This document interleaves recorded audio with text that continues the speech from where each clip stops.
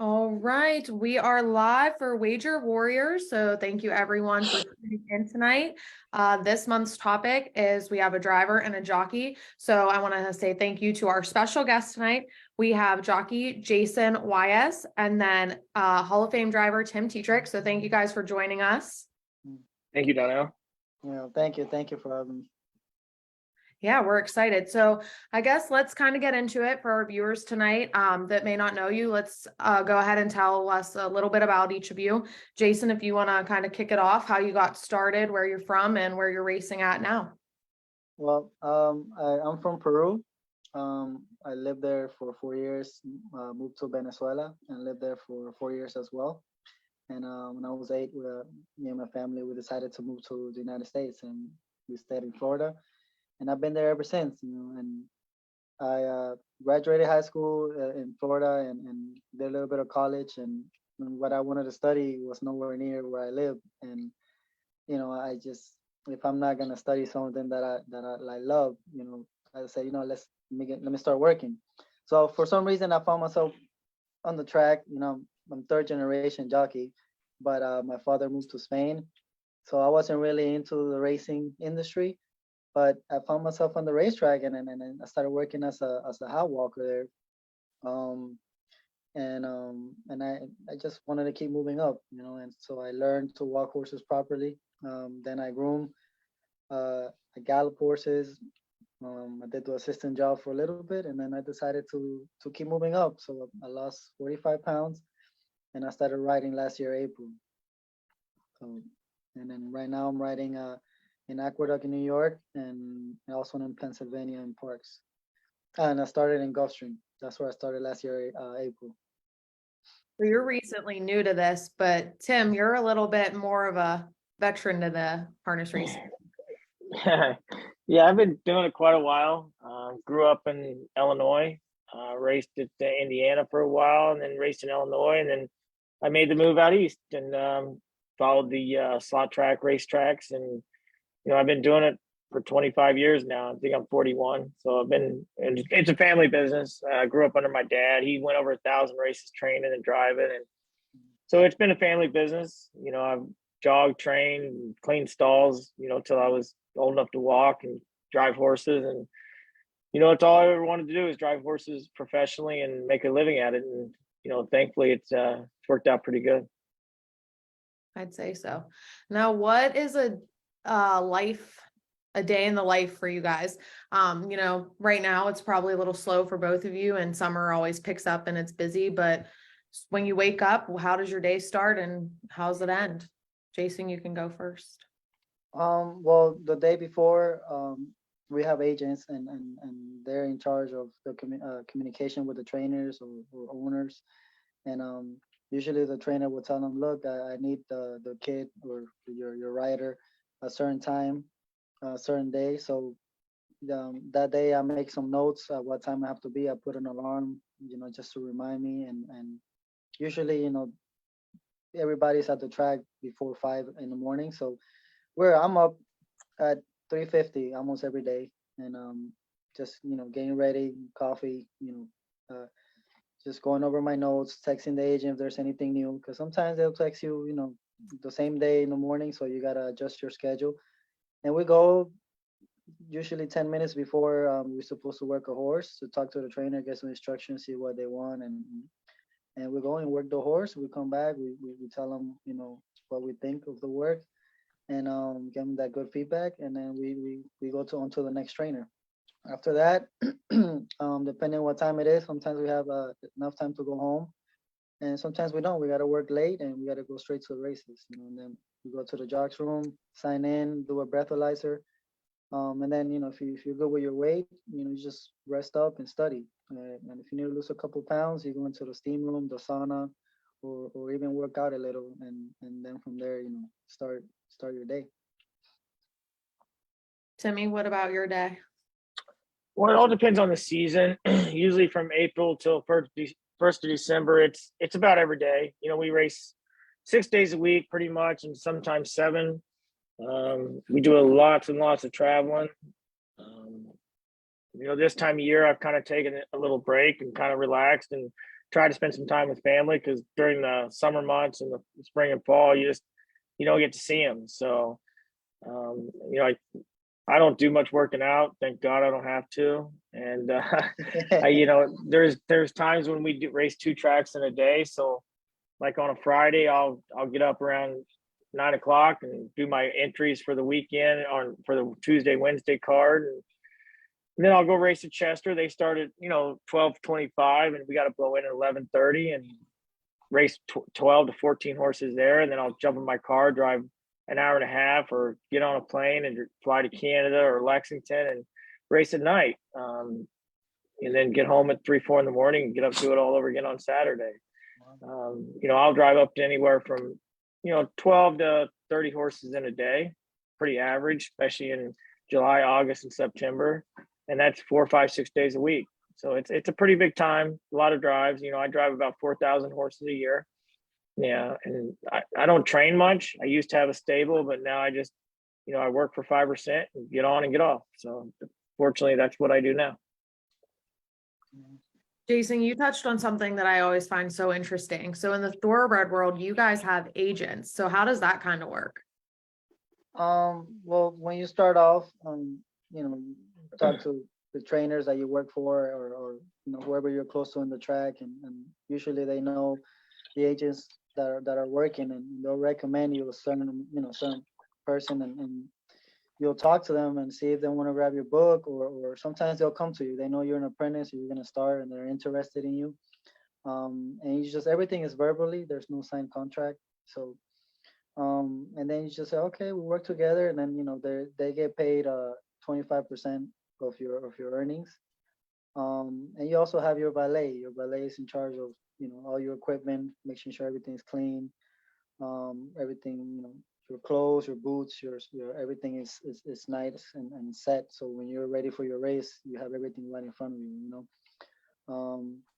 Now, Jay, I don't mean to interrupt you, but they also take care of your different owners' colors too, right? Because you might ride for 10 different owners, and they have to get your colors, your jackets ready for each one, right?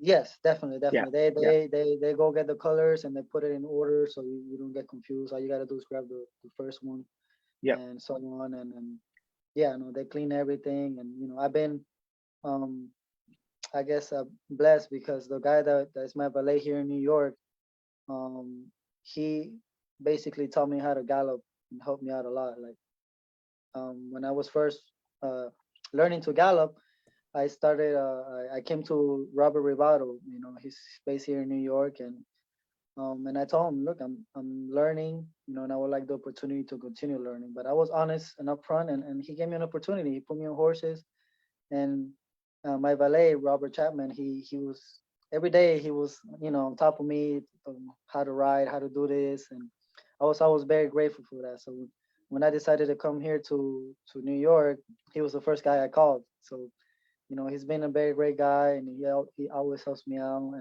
and we just have that good friendship, and it's just for a way for me to pay him back in a way. Definitely. Since you just got started too last year in April, what made you decide to become a jockey? Well, I started this diet because my wife and my mother-in-law, they were always trying new ways to lose weight, and it's funny because I always thought you had to work out. I was like, look, you can't lose weight just doing a diet. You got to work out. And I just seen my wife. She we had her first kid, and a couple years passed, and it was she didn't work out. She was dedicated to just being a mom, and she started doing this new diet that's called keto with my mother-in-law, and she was losing weight and just eating, and I was like, wow, she's like, you should try this. I'm like, all right. So then, meantime, I was weighing 150 pounds. So I said, okay, I'll try the diet. And I lost like 2 pounds a week, just eating. And I got down to 127, and it took a couple months, but I didn't do it that seriously. I'll get off the diet once in a while. And then I will find out that she's pregnant with my second son, and I remember that day, I was just laying on the bed thinking, I could gallop, and I'm making good money, but I could do better. I could do more, So I said, you know what, I'm gonna get serious and I'm gonna lose weight. And I told him, look, I'm thinking I'm gonna ride. I'm gonna do it. And from that day on, you know, every day after working for Roughnecks, galloping 9 horses, I will come home and I'll put my sauna suit, my jacket, and my sweater and everything, and I will work out for an hour and a half every day. You know, and you know, in that hot Florida weather with that humidity, but it was every day that I did it until I got to the way that I had to be. And you know, it was just my kids. They motivated me to get to this point. That's called dedication. Yeah, yes, yes. Yes, it was. I don't know. I didn't think about it. You know, sometimes, like I said, I would come home and you know, you work in the mornings and it's hot. You know, sometimes you have a bad day. Some horses, you know, they get a little strong, a little goofy, and you're like, oh man, I'm tired. But what I would do is I would put my sauna suit and I would put my sweater on and I put my headphones on, and then I was like, I already got it on. I got to work out. So I will go outside and I will run my laps every day. And you know, and I put on my mind, you know, no excuses. You know, I will come home tired, fatigued. I said, I put on my clothes. That's it. I got to work out. So it was every day until I won my fifth race, where I could gain 3 pounds. So then I started taking one day off. You know, and it wasn't until I got to New York that I stopped the running. Now I just go in the steam room for a little bit. You know, but with the diet, it just helps maintain my weight. It's a really great diet. So. Might have to try that one. Yeah, we need the plan. We need the plan. Yeah, yeah. No, it's not that bad. I mean, to just eat, and it's great. It's, Yeah. you eat, and you know, you're not stressed out or nothing. Because you know, some diets are like, you know, shakes and only salad or only one meal a day. I'm eating all the time, you know, and right now they have a lot of products for the keto diet, but I'm not, you know, worried about, oh, you know, I can eat a little bit today, or you know, you got to limit my quantities. No, Yeah, I you're eat not good. starving yourself. You're I'm not not starving starving yourself. myself. Yeah. No, no. So you know, I when I lost all the weight, people were like, "Man, you're gonna be weak. You're gonna be this." Well, that's why I worked out. You know, I lost the weight. I I worked was out. gonna ask you, did you ever get weak from holding them? You could always hold the horses, no problem, and everything. I could always hold the horse, and Yeah, because I've heard other jockeys that I've talked to them, because they have to work at really keeping their weight down, and they work out, and you know, they do other things, and they can't hold them. You know, they get to where they can't hold them.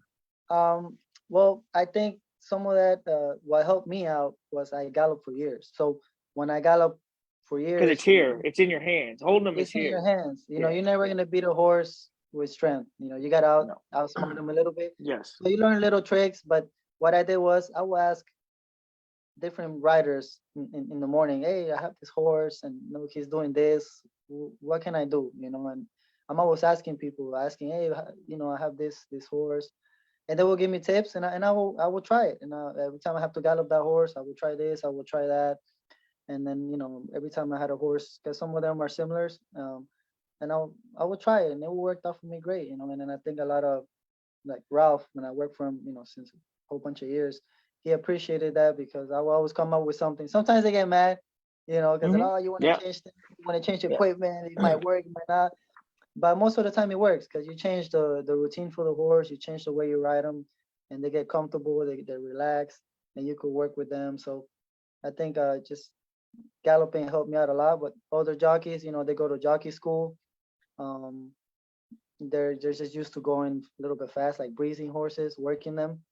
But galloping is different. You They know, never you got got any horsemanship. No horsemanship. You know, yeah, it's in a way, in a way. I mean, some of them are naturally, you know, good riders. You know, they got good hands. But you know, galloping is just different. It's just a different thing, and you know, you got to slow them down. Well, as a jockey, you know, you're going faster. You know, it's just. But like I said, if some of them would have galloped, you know, would have been easier. But you know that, you know, I don't know. It's just to me, it helped me out to gallop. You know, all those years it yeah. helped me out. Which, Yes, it's true. oh, sorry. Timmy, you grew up in the business. Did you always know you wanted to be a driver, or what made you decide that this was the path you were going to take? Well, I didn't know I wanted to be a driver, but I wanted to be involved in horse racing. You know, I grew up under my dad, and I loved being in the barn. We had a 300-acre farm that we did crops on, hay.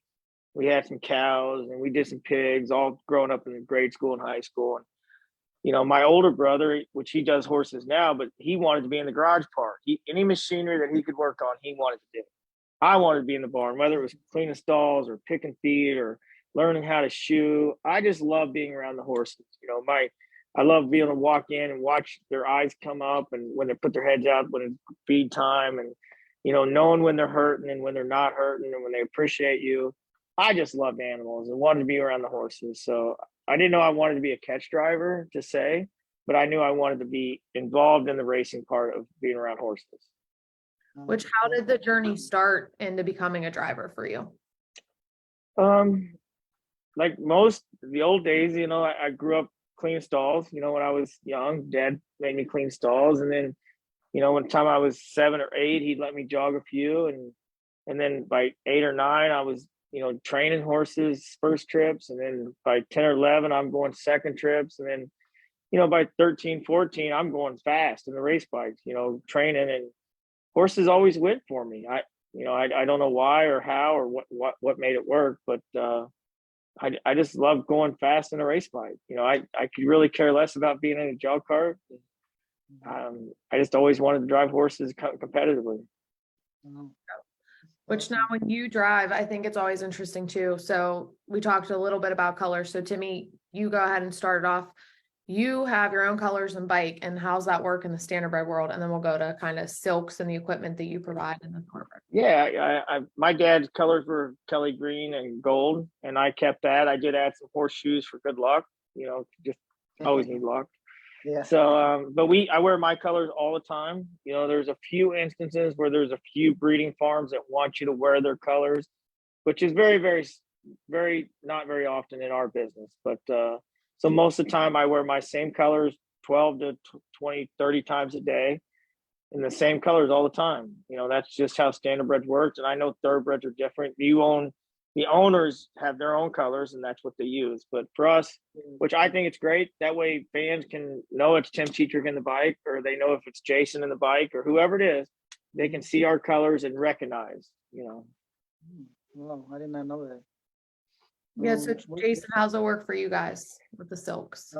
Yeah, all the owners, the owners have their own colors, and it goes into the jobs room, and there's I don't know what his name is, but he's like the color guy, I guess, and he would grab the colors and put it in a place, and then the valets will come and grab it. Like, I don't know how it works specifically, but the valets will go and pick it up, but it will already be separated from all the silks because they have a lot, and sometimes the owner because doesn't as have a thoroughbred owner, right, you have to register your colors as an owner, right? You have to register your colors. Yes, all of them. Owners in our business don't have to. They don't have to. Oh. Nope. They even some don't have it, so they wear depending what track you are. Some track have their own colors, and it'll be like Aqueduct is like aqua and white, and here in Parks is like orange, and it says Parks. So, yeah. All right, so you're fine. So we have a question from the audience. So I should have said that at the beginning too. So anyone that's watching, if you have a question for either of our guests, you can just comment below. So our first question from the audience is, what's everyone's go-to music? Like when you are on the way to the track or having a bad night riding or driving, what's your go-to music? Timmy, you want to keep mine is Morgan Wallen. I'm a big Morgan Wallen fan right now. I'm on the Morgan Wallen bandwagon.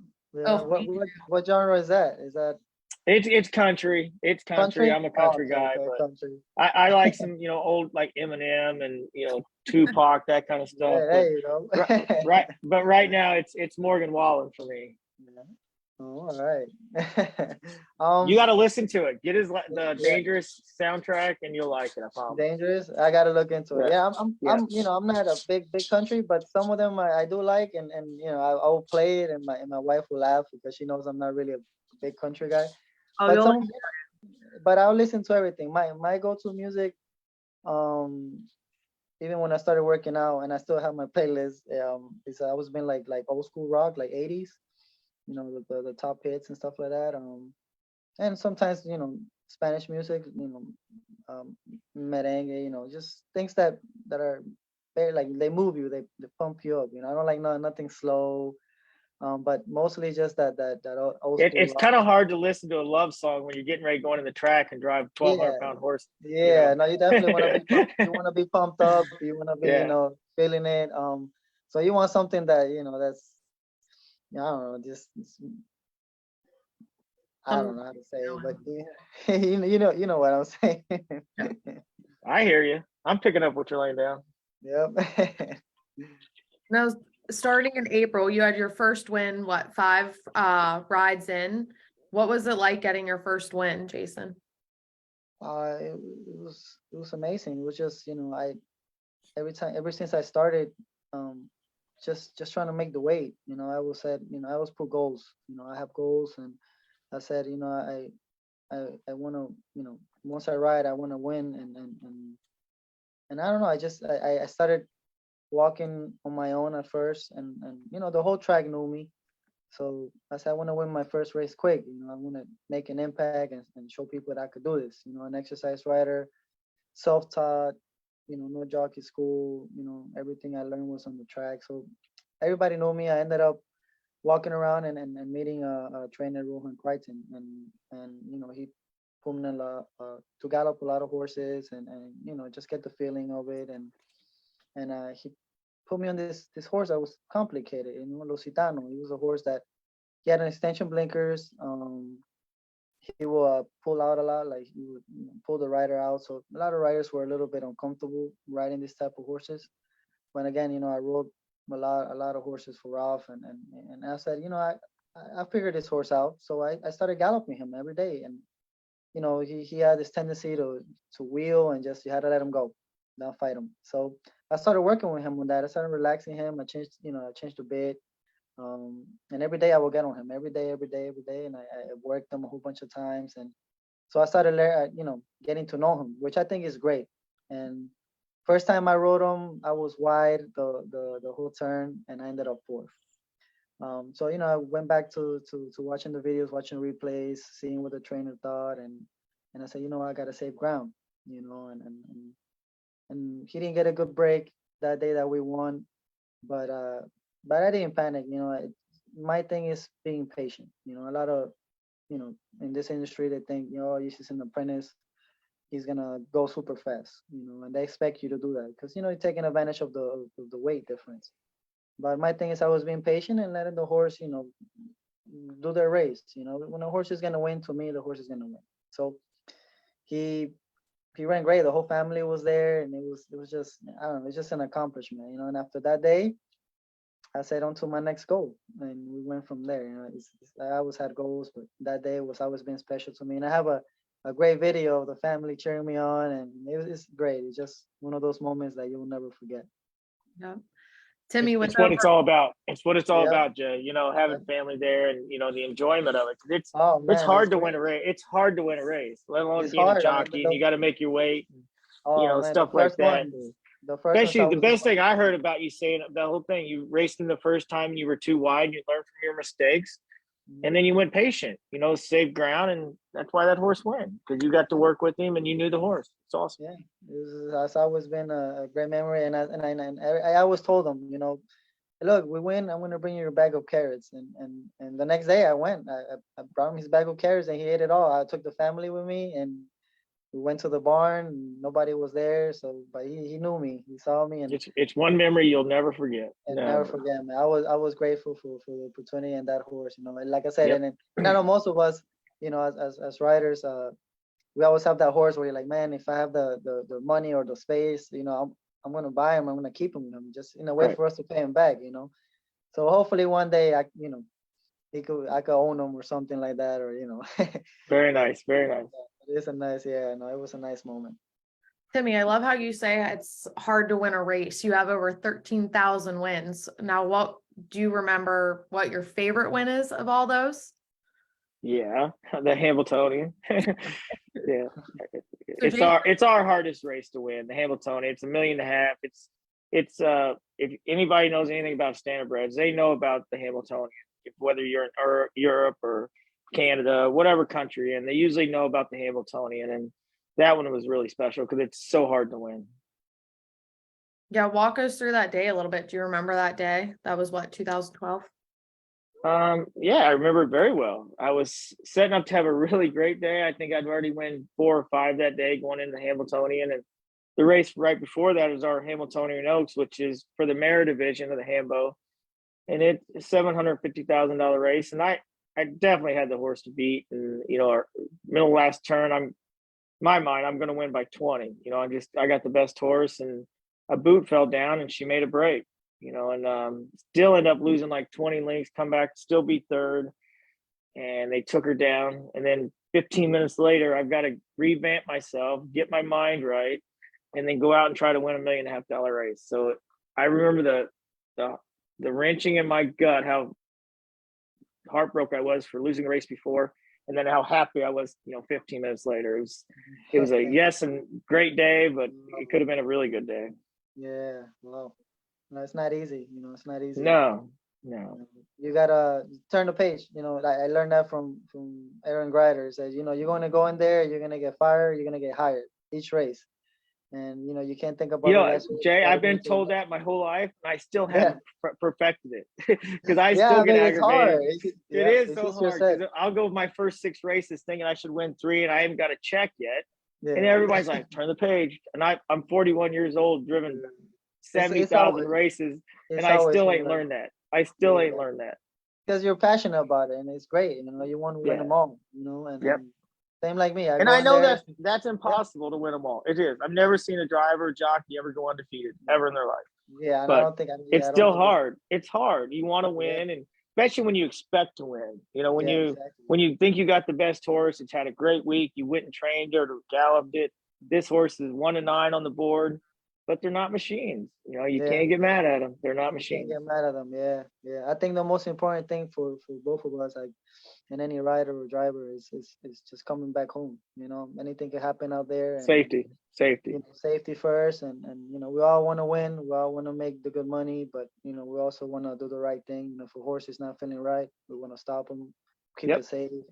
Well, it's I think horses' safety too. It's not just the human safety. We don't want none of the horses to get hurt. When there's something going on. You'd rather pull up a horse who's a little sore instead of being fifth. That way he doesn't break that leg off. At least he can still go have another life. You don't want to have to see that horse die on the racetrack, and neither do I. I cry when I see a horse on the track. It hurts my heart, and that's. But it's part of the business. It is what it is. But I still hate to see it. Yeah, no, it's so true. And I pulled up horses too, where I could maybe be third or fourth, and I know I can make that owner some money, and I'd make myself money because we don't get paid unless we finish 1, 2, 3, 4, 5. We only make 5% off if we get a check, and they pay 5 places. If we don't get a check, we don't get paid. And I pulled horses up. We don't get a mount fee. I know jockeys do.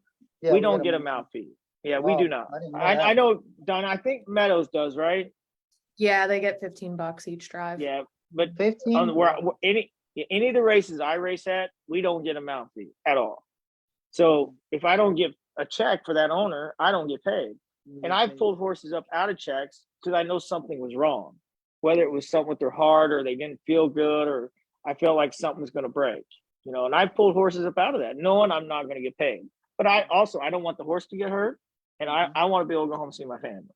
Yeah, you're right. Yeah, no. It's what's called being a real horseman. That's our job. To take care of the animal out there. Only us. We're the only ones that know. And the other wrong. jockeys and the other drivers. It's our job to take care of the other participants too. Yeah, exactly. Yeah, you're right about that. I did not know you guys didn't get paid a month fee. Nope.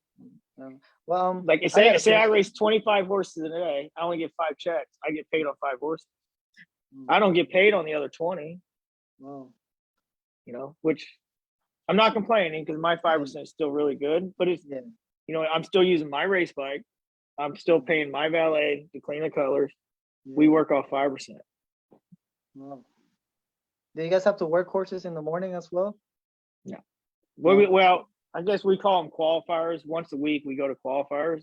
At that track, they're called qualifiers, and they only have to qualify unless they haven't raced in 45 to 60 days. So it's not that often, but for me, I go once a week all the time. Once a week. So the horses that you're on the race, you just know them that same day of the race. You don't, unless you rode them before. What? thing about most of the drivers that around me, we know about all the horses, Jay. Like we know them. We don't anymore. Like we don't even have to look at a book. We see their name. We know what their attributes are. We know Oh, what they can and can't do. Now, if I go to a new track where I've never been, and say I pick up 7 or 8 horses to drive, I go for one, but I pick up 7 or 8, and I don't know the horses, then I got to look at the program. But when I race Meadowlands and Chester, the places that I race, I almost know all the horses because I've either driven them or I've raced against them 10 times. okay. So you know them. All right. Yeah. Which Jason, how do you prepare to go into a race then? Do you look at the replays, watch the program? Yes. First we get the entries and we see what race win, the condition, the distance. And then I go and look the name either on Equibase or the same day or on YouTube. I check what days they race, and I'm more of a visual guy, so I will watch the replays and I'll get a better understanding of the horse that, he had a bad break, he had a check, the jockey got in trouble, or it's just, horses had a bad day, so he probably didn't try that day. So I go based on that and I see, okay, maybe they dropped him in price, he's in a better spot, maybe they pulled him up into a harder condition, shorter distance, longer distance, and then I'll go from there, but I watch mostly the replays of each of their last, almost all the races. I like to watch all of them, their best race and their worst race, and then and you'll see what could have gone wrong in between, or if the horse is coming off a break, a layoff, and sometimes they need a couple races just to get back into that top fitness. Yeah. Timmy, how do you go into a race? Do you take a look at the program? You kind of know them, so do you worry about it much? I'm more of, I grew up, we didn't have instant replays back when I started. So unless you got there the night before and watched the replays, but mainly I'm old school. I do watch some replays, especially on horses that I've never seen before, especially if I'm here they've got bad attributes, or say they've been making breaks or not traveling well on the track, and maybe I can see why. Maybe the driver was asking too much speed too quick, or things like that. But mainly I just look at the program, and we get to do it so much and so often that we kind of ride by the seat of our pants a little bit. Like they race every week, so sometimes you don't know until you get in the post parade or what the trainer tells you. The trainer might tell me he's had a great week, and you go out there and he doesn't feel good in the post parade, but the trainer told you, so you're kind of in between. Do I really give this horse a great shot, or do I go off my feel? So I always try to go off feel, because 9 out of 10 times I'll come back in and the trainer will tell me, yeah, he didn't eat all his breakfast. So, so which one is it? Like, was he that good, or was he might have had a great week, but going into the race that morning, you didn't eat all his breakfast. So I hear that a lot, after the race. But we have another question from the audience. How do catch drivers get drives, and same with jockeys? So Timmy, if you want to go first. Catch drivers, word of mouth is big. For me, luckily it's worked out really good for me. So I'm kind of in high need. People want me to drive their horses, which is great. So I don't have to work at it quite as hard. But mainly, the results speak for themselves. If you're winning races and doing good, you're going to get hired to go drive horses. Yep. Jason, what about you guys? Well, I'm an apprentice, so I have that weight advantage. So some horses, some trainers or even owners will call the trainers and say, look, man, this horse, he ran great, he ran second, or he's been running third in the same condition. Maybe some weight off will help. So they will call my agent and say, look, is the kid open for this spot? The owner wants to weight off. And then, if I have a call in there, usually the agent will pick the better option, or in the situation where I work both horses, then he will ask me, Jason, who do you want to ride? And then it'll go up to me. But mostly us apprentices, we get to ride a lot, because a lot of people want that advantage of the weight off. Now, since we're kind of getting towards the end, let's touch on, what would you say your favorite part of the job is? So Jason, do you want to tell us what your My, favorite ma- part of being a my jockey best part is just being around these animals, man. I just, I work with them, like I said, for years, and it's just being around them is just relaxing. You don't have stress. They know when your feelings. If, when I was a groom, like for example, when I was feeling sick and I had a horse that was very funny to put a bridle on, or even to grab them because they will turn around and play around. They will know. They will know. So in a way, it's kind of like therapy for us. We go in there, and we fall in love with these animals that they can't talk, but kind of make that connection where we'll figure out something's wrong, or they're feeling really good. And I just think being around them, it's very, it's nice. They're very, very loving animals, and I'm very grateful to be working with them. Yep. Timmy, what's probably your favorite part? Winning. The competition level, getting to knock heads with my peers, the guys that I look up to, the guys that my whole career that I've gotten to look back at, and line up behind the gate against the John Campbells and the Michael Chances and the Tony Morgans, the great ones, and beat them, and then come on up to the next level. Now I'm one of the older guys, and the younger guys are looking up to me, and I can still compete with the younger guys. But I mean, winning is a disease. If you can win, getting to compete. My biggest thing is winning the bigger races, or jumping on a horse that needs a little help, and the trainer will talk to me, and like Jay was saying earlier about making that connection with a horse, or maybe a bit change or a bridle change, and you see that horse step up from your idea, and that makes me feel really good. Where I've helped something make better. Yep. Yep. Good feeling. And Timmy, just quick, because a lot of our viewers are big on Facebook and everything, will you talk a little bit about Tetrick Racing and how they stay up to date with you? And also, you've done some really cool things and made a lot of cool connections through Tetrick Racing. You guys have really marketed the sport. Oh, absolutely.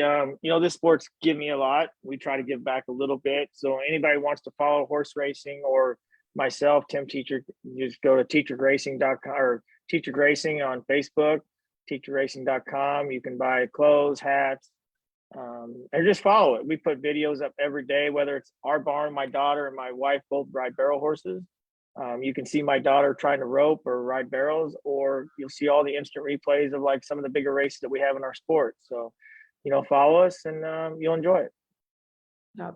Awesome. Well, thank you guys so much for getting on here. We'll wrap it up. But thank you. And if anyone wants more information on Jason or Timmy, just make sure to check out our Facebook page. We keep up to date with everyone, and good luck to you guys this season. Thank you so much. Thank you very much. Nice to meet you, Sim. Good Nice luck. meeting you, Jay. Thanks, Jay. Good luck with everything. All right. You Take too. care. You too, bud. Thank you.